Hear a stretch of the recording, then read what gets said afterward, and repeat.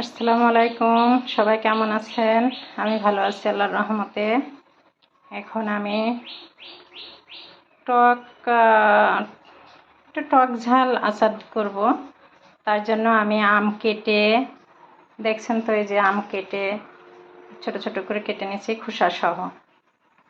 কেটে ধুয়ে আপনার পানিটা ছেঁকে নেওয়ার পরে আমি ছাদে আধা ঘন্টা মতো ছাদে, যাতে পানির রসটা রোদে শুকায় যায়, আমি আধা ঘন্টা ছাদে দিয়েছিলাম।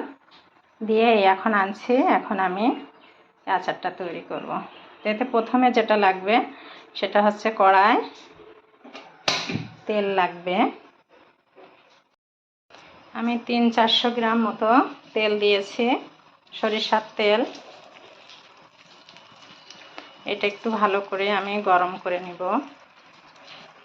আমি এতে দিব এই যে সরিষা বাটা, আমি ভিনেগার দিয়ে একটু সরিষা বেটে নিয়েছি সাদা। এবার দিব একটু রসুন বাটা, 2 চামচ মতো দিয়েছি রসুন বাটা। দিয়ে আমি একটু নাড়াই, কোনো রকম একটু নাড়াবো, বেশি নাড়াবো না। আম দিয়ে দিব, এই যে আমগুলো আমি দিয়ে দিচ্ছি।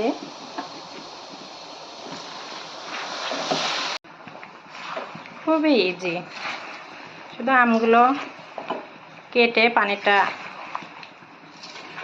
বের করে একটু হলুদ লবণ দিয়ে আপনার ছাদে আধা ঘন্টা রোদে দিয়ে দিচ্ছি।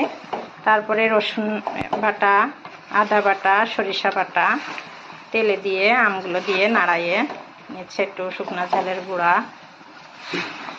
লবণ, হলুদ আগের থেকে দিয়েছি বলে এখন দিচ্ছি।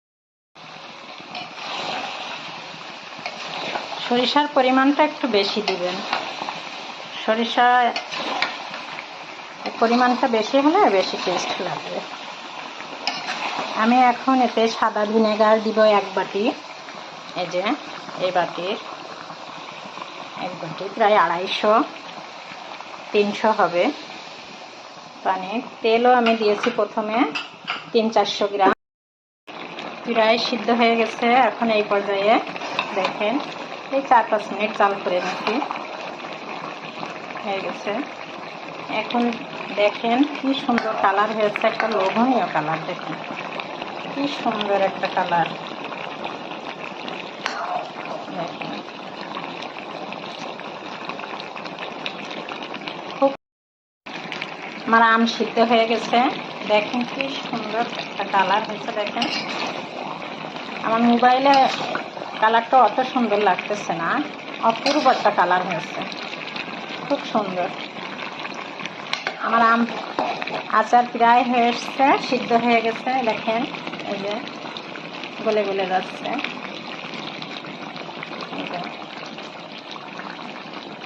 এই যে আম সিদ্ধ হয়ে গেছে।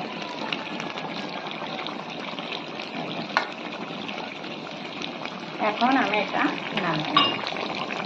নামানোর আগে আমি এই যে 5 ফোড়ন গুঁড়ো করে রাখছি, আর একটু ঝাল তেলে আধা ভাঙা করে নিয়েছি। এই গুঁড়াটা আমি দিয়ে আমি মিশিয়ে এটা নামিয়ে নেব।